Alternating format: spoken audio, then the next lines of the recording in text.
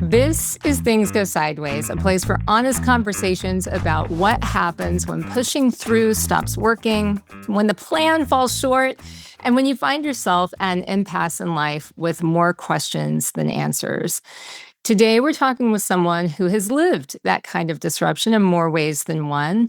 Lori Zoss has built a successful business. She's built Growth Owl with lots of consulting and speaking and training in person, virtually. Lori has done it through her own online learning portal, too. She's a writer of nonfiction and fiction. And she's done all of that while navigating her own serious health challenges. But we all know that just because you've conquered one type of change, it doesn't mean that you've satisfied life in lifing. You're going to face more. And so now Lori finds herself in the midst of change again, personally and professionally, in new ways, as she has added the role of caregiver for her mom after a dementia diagnosis. And so this has led her to understand new things about herself and work and led us to having this discussion today. Lori, thank you for being here, for bringing your raw and honest and real truth. Oh, I'm glad to be here. And I'm a big fan of your show and of all the stories that people have shared. I think they've been very impactful for a lot of people. It's amazing. It's like they're coming in, and I love each and every one of them. I'm so glad that you're here to share yours today. You're standing at a point where you've got the responsibility, you've got the uncertainty, all at the same time. And I'm really interested in finding out more about how this is changing your life personally and professionally, because you are a business owner and you are very active and very visible in the work that you do. So I thought what we could do is maybe if you could take us back to when things really began to start to shift with your mom and you had the first ideas of things are going to have to change. Something's going to have to change, and maybe I'm going to have to take on this role. Absolutely. So in 2024, my mom was having knee replacement surgery. And while she was having that done, my father and I were in the waiting area. And I decided to broach with him, hey, I've noticed some issues with her memory. I mean, there's just little things that have been culminating. And since I had my dad one-on-one there, which because of my schedule, that was a beauty, right? Just to have one-on-one time with him. And he didn't disagree. He said, yeah, but let's get through this knee surgery first. I'm like, okay, fair enough. So after the knee surgery, my mother actually had what's known in dementia as a sundowning event, which means that a few hours after surgery, she went into a bit of some delusions that were fairly extreme. And she didn't know who people were. And she was very distrustful of people around her. And it was just kind of a wake-up call that I had this discussion with my dad in the waiting room. Right. Wow. And then lo and behold, after surgery, it really started to come on. And that's not unheard of for people that have dementia in some way, that anesthesia had some sort of effect or what have you. But at that point, Kiki, she hadn't had a diagnosis, nor had she seen doctors' help for it yet. So that was the day that it kind of all started. So when she was in the hospital, they did some testing on her, and through CT scans was able to determine that she did have vascular dementia. Wow. There are different stages of what happens after that. So the time between 2024 to now, she's definitely been effective. She's kind of downgraded in that she still has delusions and she still gets confused. But the good news is that she still knows who we are, which is good. And there's a lot of things that she still likes to do on her own. She like repetitive tasks she likes to do on her own. My mom was a hairdresser, so she could still coif her hair perfectly, which is really amazing to me. I mean, the muscle memory is amazing. Wow. But the part of her brain that's been affected is the part of the brain that really oversees short-term memory. So if she saw me eating a sandwich and then a couple minutes later, are you hungry? Do you want something to eat? just little things like that. And it also affects the part of the memory that doesn't seem to have a boundary between what is real and what is not real. So she'll see things that aren't really there. Again, this is all typical in dementia.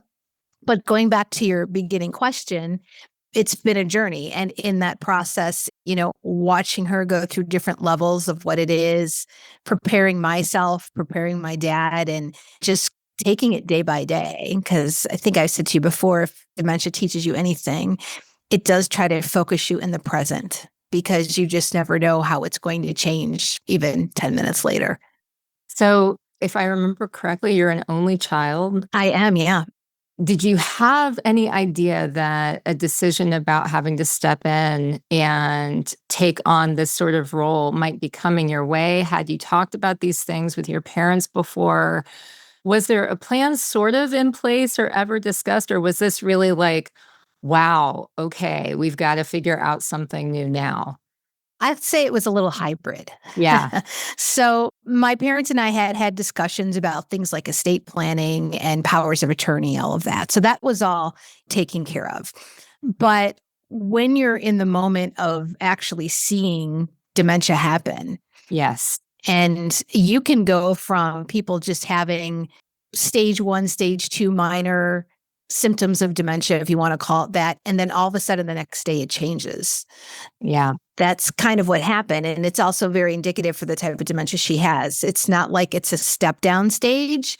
It would go from like bad to like, oh, really bad, So some of these things you just have to kind of work on in the moment. So that's where things like relationship management with my dad and having really good conversations with him and understanding what he could do, what I can do, and then starting to get other family aware, because when my mom found out her diagnosis, it's understandable that she didn't really want a lot of people to know. Right. And I respect that. And I still respect that to this day. So having conversations about telling the family about it. And my dad kind of said, well, you're going to be kind of the spokesperson. I kind of figured that, so I get the questions. I kind of manage the visits with her and such. So I kind of run PR and interference, as they say, which makes sense considering the work I do. Yeah, no kidding. Right. So it's all good. Perfect. You couldn't ask for better, Right. So some of it you can plan for, but did we actually go in planning for a dementia diagnosis? No. Right. Again, I had seen some signs, but I didn't know just how far it was until that hospital stay, Yeah. because it kind of showed us a lot. I imagine that even in the waiting room when you were talking with your father and he's explaining some of this stuff, hearing it then, I'm sure was just like waves of, oh my gosh, okay. I was coming here out of concern, and now there's even more worry about what's happening here. And then you have your regular life. And by regular life, I mean like you have your business, you have your day to day, you have your regular routine, you have the lifestyle that you're used to living. And that becomes the thing that cannot go on the way that it did before. Talk to me about some of the shifts that you've had to make and some of the, I guess, reckoning or how you figured out where to make these changes. Yeah, I think what this whole process did is first really to build and respect my boundaries. And I know you can understand this, Kiki, and a lot of people that are out there that are overachievers like myself. We like to overachieve, right? We like to exceed expectations. And I always am the type of person I want to exceed expectations for my clients. So if that meant they really needed my help at 10:30 at night, I'd do it. If they need me to travel out on a whim, I would just go. And that's different now. Now I'm much more protective of my time. And I feel really good about that. In the past, I would have felt, oh, wow, they're so used to having this access. And now they still have access, but there's boundaries around it when I'm with my mom or I'm planning something around my mom, like a doctor's visit or something like that. So that's the first thing. And then as I started, really spending more time with her as she had her diagnosis and learning more about dementia, there was something about dementia itself that gave me perspective about my own business, in that I would take on all types of business just because I want to. Let me try that. Yeah, let's do that. I've got the energy for that. Now I'm much more selective. What's going to respect my time as well? There are just certain things that, maybe I would have done earlier when the business started versus now. I think that also comes with maturity of being a business owner. You kind of figure out what your lane is. But on the other hand, it's also allowed me to open up to look at other types of audiences to work with. Most people know me for nonprofits, associations.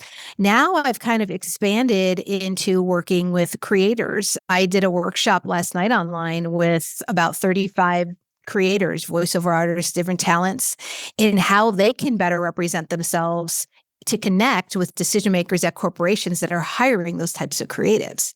I loved it. And I have to say, I don't think I would have considered that maybe a few years ago, but I'm kind of in a different mindset of wanting to try new things, but also knowing what things would be too much of a time drain on me, that I'd be giving up time to be in that caregiver role, if that makes sense. So it almost forces you to have a better litmus test as to what you're bringing into your own ecosystem and how you want to work with that.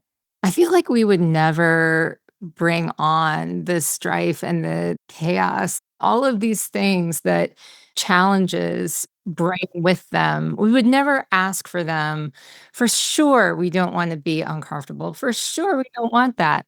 However, what better way to become more creative? I mean, I like to think of myself as a fairly creative person, but Oh, yeah. you cannot possibly be as creative as you become in the face of a challenge Yes. where you are restricted in what your different choices are. It's like, okay, what am I going to do? This is the structure. These are the new things I know for sure that I've got to work around. What new way am I going to approach this? And that's what I hear you talking about with this is like, yes, you know your lane, but you're like, now this is the type of work that I'm looking at. And lo and behold, I'm tapping into some new areas that I would like to grow. And maybe there's some more there. And maybe there's more that I can do in this new area. I mean, it's really kind of exciting. Yes. And at the same time, in the background, ongoing change. So, how are you navigating that part of it where it's a constant battle? Because it's like things are still shifting. The ground is still moving beneath you. Oh, yeah. You're still trying to figure out what the reality is going to be. Yeah, This isn't a resolved situation. that's right. So, with that in mind, how are you caring for yourself and how are you orienting yourself as you go along so that it is a little less chaotic? Because you seem able to appreciate the growth opportunity.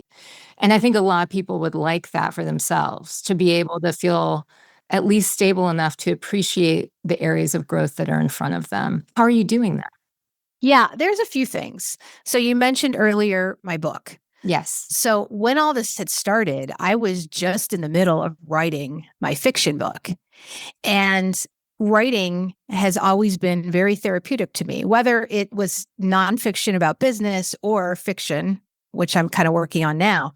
What's nice about fiction, it allows you to kind of maybe take some of the anxiety or some of the frustration you have and put it into your characters and let it play out. I mean, that's kind of nice, right? It's therapeutic, yes. Instead of just ruminating about it in your head, right? I can kind of write about it in a different way through my characters. So I still do a lot of writing, and that's definitely helpful for me. The other type of writing I like to do, I'm a big fan of journaling. I do a lot of journaling. I mean, some days it's just me writing what happened in that day, and then I'm kind of tired and go to bed. Other days I have kind of these aha moments, but at the very least, I try to have a gratitude practice. What are 3 things I'm at least thankful for today that happened? And you can find 3 things. Just waking up and being able to be a part of this world is gratitude. And sometimes you have to go that far back if you've had a challenging day. Self-care is very important because I've seen people that don't practice any type of self-care in the same situation I'm in. And I've kind of learned from them. And I've kind of gotten advice about, do the things that relax you, take your time each day. If you have a very stressful time with your mom, how do you go home and decompress or do what you need to do? So I have a really good walking regimen. I walk outside every day, a couple miles. If I can't get outside, being I'm in Ohio, Yeah. we're getting nice weather now, but if I can't get outside, I have a treadmill and I listen to inspirational talks or to music. So those types of things. And I make sure once a month I go for a massage. I'm a big fan of massage. Nice. Yeah. So those are just a few things that I do with self-care. And then if I do just feel like myself going into a loop about, oh, geez, what's going to happen? Because here's the thing with dementia, you know what's going to happen. Everybody knows what's going to happen. It's just a matter of when, and we have no control over that. Right. So I'll just kind of go back to journaling and tell myself, look, there is nothing I can do about what is going to happen in this moment at 9:30 at night as I'm ruminating about this. And there's something about pen to paper, writing that down, that does seem to kind of quell the anxiety. So those are a few things that I utilize that work really well for me. That's amazing. I appreciate hearing that because I do think that a lot of people feel a little bit lost when everything gets shaky. It's hard for them to figure out where they should spend their energy, what can help them to sort of feel some sense of control in a world where they're not feeling like they have any control whatsoever. And so some of these practices, I think, are things that can provide that sense of control and give them that feeling of maybe just look at this. I'm able to make this forward motion. I'm here now. I'm present. I am with me and I can now move on. Yeah, space and grace, I like to say. You've got to give yourself space and you have to give yourself grace. And if that means you need to move a meeting, you move it. If that means that you need to take the afternoon and walk around TJ Maxx, do it. Whatever is your thing, you have to listen to yourself when you're in moments like this. Because for me, I'm not going to be the best I can be for my clients if I'm somewhere else in my head. Right. So that's something to take into consideration too. And the same applies for the rest of your family, your friends, what have you. So you have to make yourself a priority in order to be there for others. Now, when you went through your health crisis before this, did that in some ways prepare you for a little bit of what you're going through today? And if so, how? How did that experience maybe help shape the decisions that you're making now? Yeah, so that's a great question. So in 2022, I was hospitalized for a bilateral pulmonary embolism. I had blood clots in my lungs. Oh my gosh. I had absolutely no symptoms that I knew of at the time. The only symptom I had that got me to the doctor, thankfully, was I was feeling a little short of breath. But how many women feel short of breath? All the time. My thought was, look, I'm just out of shape, which at the time I was. And I just happened to have had a check-in with a specialist that I see that same day. And he's just like, Lori, you just don't look so good. You don't look yourself. And there's a blood test called the D-dimer. And the D-dimer can test basically if your blood is clotting. A normal D-dimer, I'm going to get this wrong, but I think a normal D-dimer is somewhere between like 300 and 600. Check your WebMD. I was in the thousands. Oh my gosh. Yes. So it turns out I had a clot behind my left knee that traveled up to my lungs, and I didn't know I had it. Oh my gosh. I had no other symptoms. How scary. Oh, yeah, right? And if it wasn't for the doctor that I went to see, I don't know if I would I have just said to myself, oh, I'm just out of shape. Got to hit the treadmill or, whatever. So that gave me pause. And I think I even shared with you, Kiki, that even when I was in the midst of it, sitting in my hospital ER room, and they already told me, look, we found blood clots in your lungs. We're going to get you started with a heparin drop. What am I doing? I'm on my phone emailing clients. How messed up is that? Very, very messed up. Okay. That's pretty messed up. I will own up to that. Yeah. So I remember, once I got out of the hospital, I started thinking about that and the changes I need to make because I also found out they did some genetic testing on me and there's actually a genetic predisposition of clotting in my family. My dad is a stroke survivor. My dad's brother, my uncle, he had very severe blood clots. And turns out through testing, I've kind of inherited that too. So I learned a lot about how that all works. And so I was just thinking about, all right, this is a wake up call for me. I got to get in shape, not just like physically in shape, but like my mind in shape, my priorities in shape, because everything was about the business in 2022. So when I brought it back to me, I started eating healthier, working out, I lost a lot of weight. I just started to feel better and I made myself a priority. I would block out my mornings of just, I got to work on myself and then get to client meetings, right?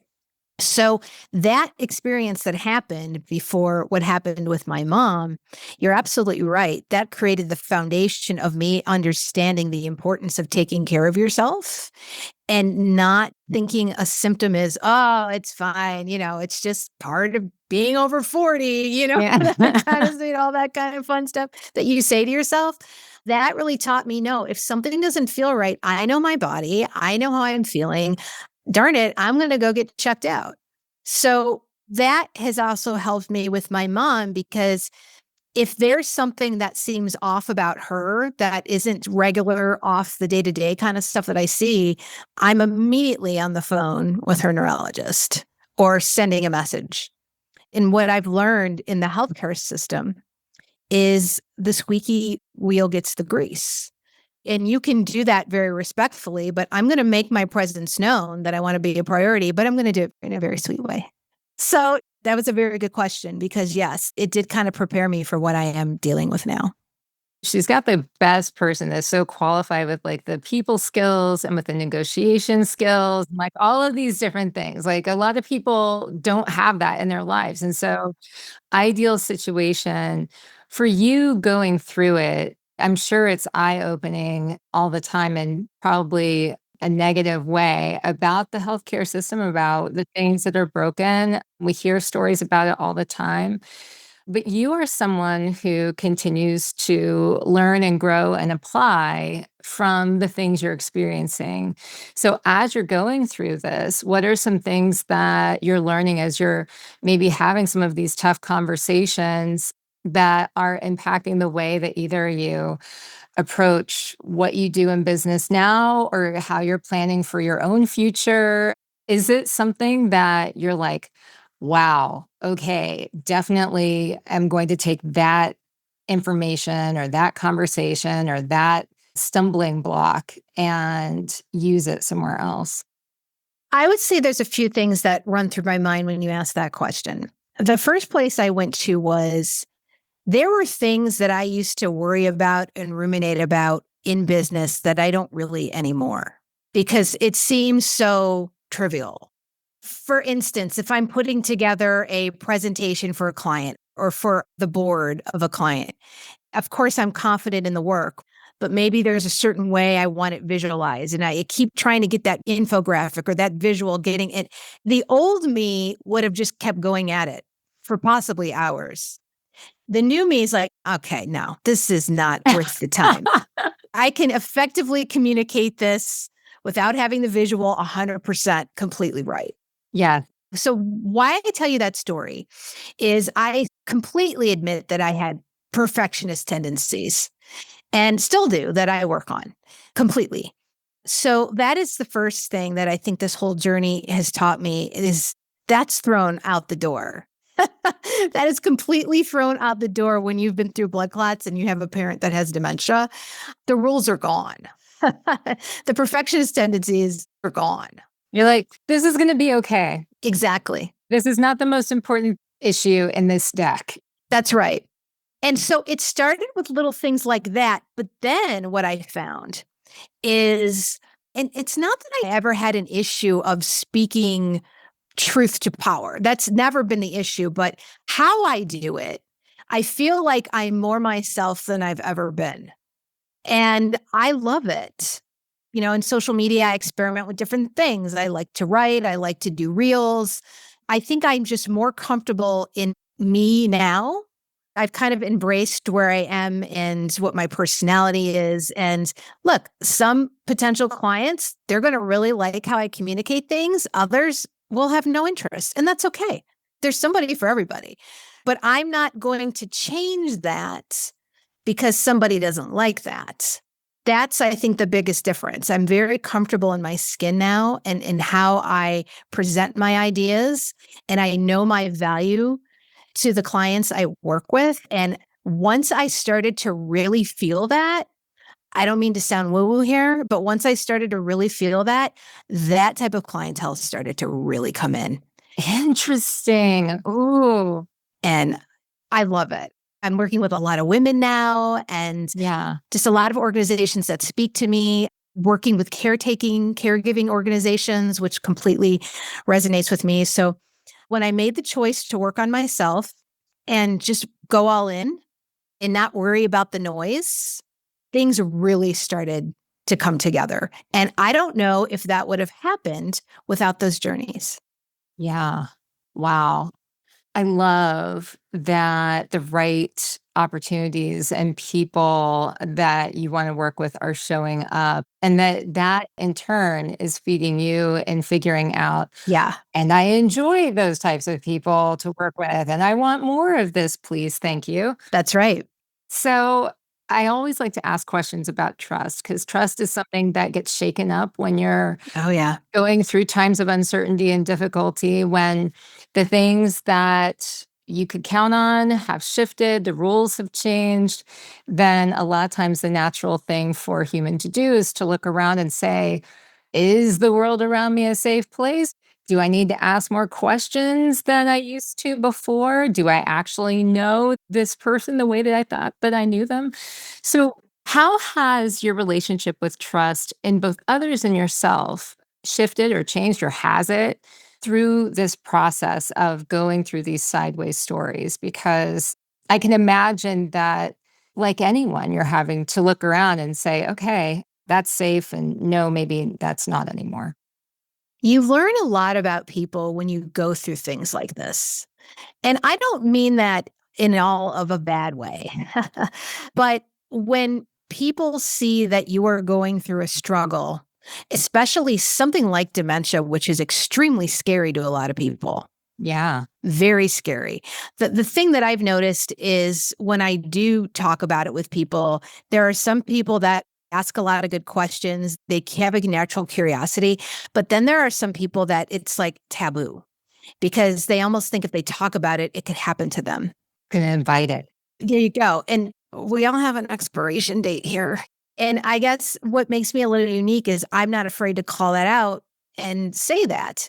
And I'll have any type of discussion you want to have about illness. Because I also know there's a lot of caregivers out there that experience that the people around them that are good people, they just don't know how to have conversations about this without feeling so uncomfortable.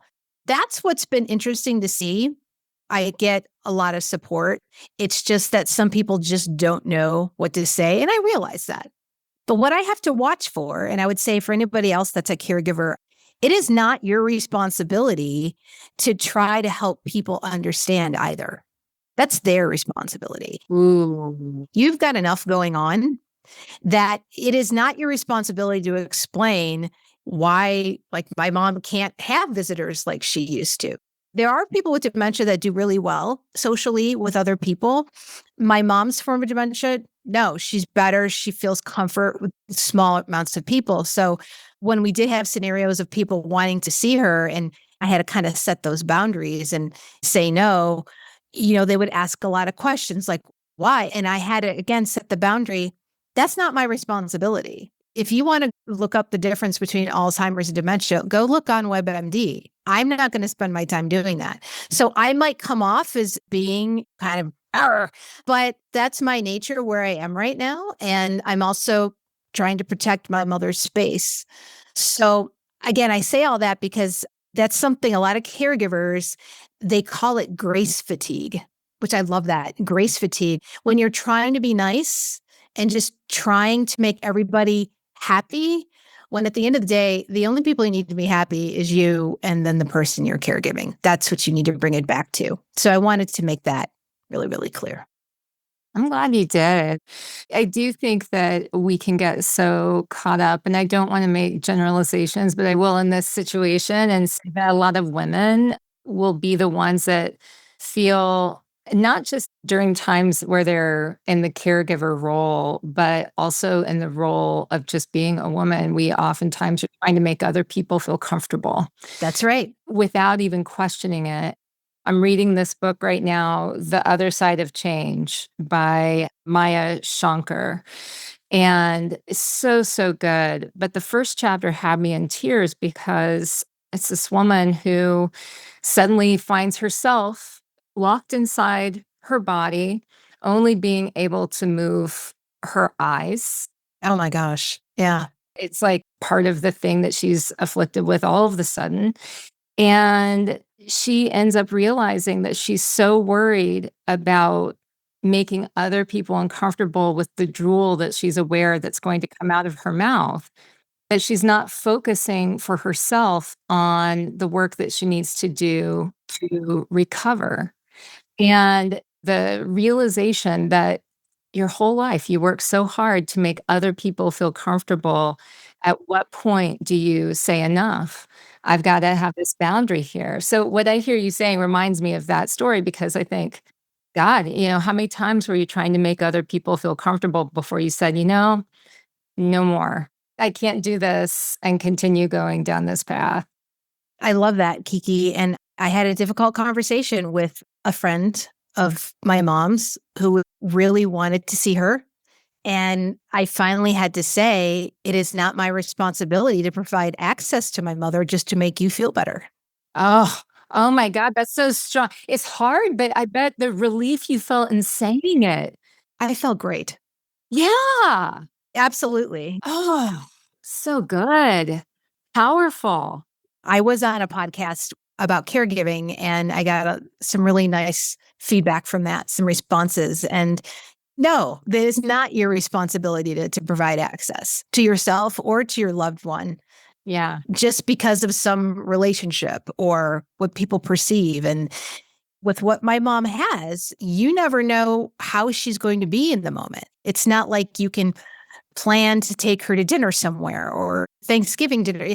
That can't happen because the unpredictability of where she's at. So sometimes I think people have trouble understanding that, and that's fine, but it's not my role to be your teacher. We talked a little bit about trust. What are some of the ways that curiosity has shown up in your life and changed in your life through this process? Because along with trust, curiosity is sometimes something that's challenged in times of uncertainty. And it can be very hard to feel curious when you're like, I'm using all of my spoons, I'm using all of the energy I have to solving this issue in front of me.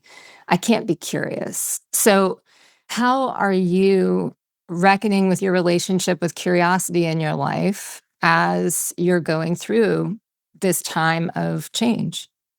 I will share with you a conversation that I had with my mom that put a lot into perspective. At this point, she was in and out. She knew that she had dementia.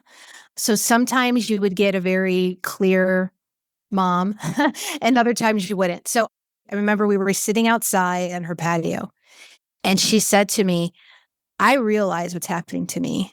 And I just want you to know that I hope that you live your life to do everything you want to do, because there are things that I didn't do that I wish I did.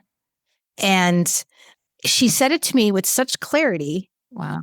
And I just felt that was just such a gift. So, What a gift. how I see this is it's almost to not only for me to be open to new things, but to kind of honor what she's giving me. I want to be curious and look at new types of projects, try new things, write new things, go to different places, meet different types of people, really push myself out of the boundaries, because then what's the point? If we don't. Yeah. So Your question is a great one because it is a very personal question to me, in that I'm not struggling with that, because to me it was more like a call to action after that moment. Oh, yeah. It's an assignment. Yeah. It's your assignment. I love that. What a gift that she was able to say that. Sometimes I look back at before my mom passed, we didn't know that she was going to pass when she did, but she was in declining health for a while. And I remember every time I was with her trying to record things, share, like, get to the point where we're talking about stories and stuff, because I felt like this race against the clock to glean anything else, like, tell me that story again.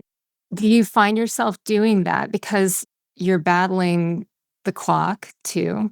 How are you navigating that? I know that's hard. I'll be honest, I'm a pretty good listener. And that's something I've heard both in business and with friends, that, wow, Lori, you're a really good listener.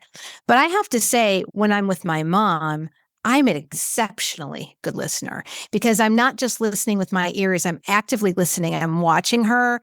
I'm watching her look at me and what could be going on. And I'm almost kind of waiting. Is there something else that she might impart? What's interesting about her dementia, and again, this is not out of the ordinary, there are childhood memories and memories from high school that she remembers with such clarity. And I've been able to verify this through her brother and her sister. So, she will share some stories about when she was in high school that are just sweet, sweet stories. And I never knew these things about her. She didn't talk about these things before. So I'm on the lookout for those moments when she's able to share that. So I will say that I think that it's really helped me become an exceptional listener. Yeah. And how about the relationship with your father? Because I know that sometimes when one parent is undergoing so much attention and the caregiving is really focused on them, the other one feels almost guilty to try to ask for any attention. So, how's that relationship going? Oh, yeah. My dad and I already had I had a great relationship with both my parents, but my mom would say, "You're your father's child." So, and there's that father-daughter bond. But here's the thing with my dad. We have a really good communication, and we know where everything is in terms of things that have to happen and such. But here's what I have to remember. My dad's relationship with my mom is different than my relationship with my mom. So when these initial signs were happening that she possibly had some sort of memory problem, I had to remind myself that his default mode is protector, where my default mode as the daughter is the solutions provider. Let's figure this out. Let's get her to the doctor, where my dad just wants to make everything okay for her as the protector. So if you know that going in, then you know the type of conversations that you have to have. So we're coming at this from different perspectives. And, my parents, they got married in 1970. So they've been together a long time. So for that dynamic to completely change within months, I couldn't imagine. My dad is dealing with it so well. It's amazing at how well he's dealing with it. But the key is to have really good open conversations with him, so he sees my point of view and I see his point of view. And then if there's something where maybe we're not seeing each other's point of view, we're very good at coming to the middle. And then just making sure my dad gets what he needs. I mean, he actually just had a knee issue. So, getting him to the doctor, and he's doing fine though. I think a good old cortisone shot didn't help. So making sure he takes care of himself and helping him understand self-care is really important for him too. This has been really interesting to find out about how you've been navigating change, how your business has been shifting, the ways that you've been able to take care of yourself and still be able to take care of those that you care about around you. If there's someone who's listening to this right now and they are maybe at the beginning of realizing that they're in a similar situation, or they're in the middle of caregiving, major life shift, and they're trying to hold it all together, what feels honest to say to them right now? You need to listen to your body. I do have this nature where I just want to push through and get things done.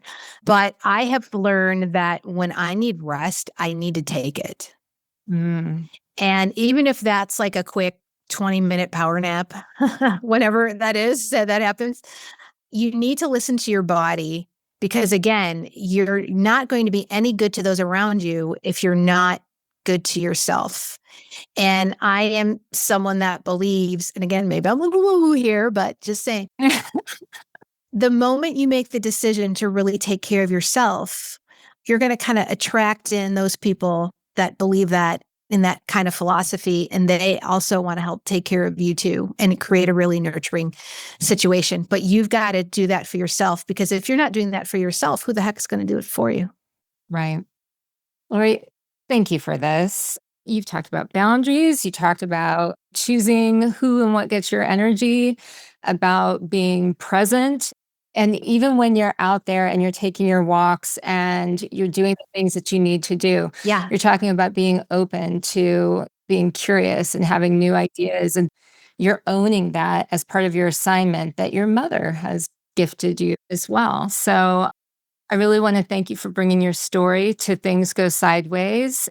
If you are listening to this and the conversation resonated, you can find out more about Lori and her work in the show notes. We have thegrowthowl.com. We have her LinkedIn link, so you can connect with her through LinkedIn. We have LoriZossBooks.com. You have to check out all of these links. And if you need to hear it, folks, this is your reminder that you're not the only one figuring it out as you go. And you don't have to resolve all the things today. Just remember that when things go sideways, that's where the real story begins.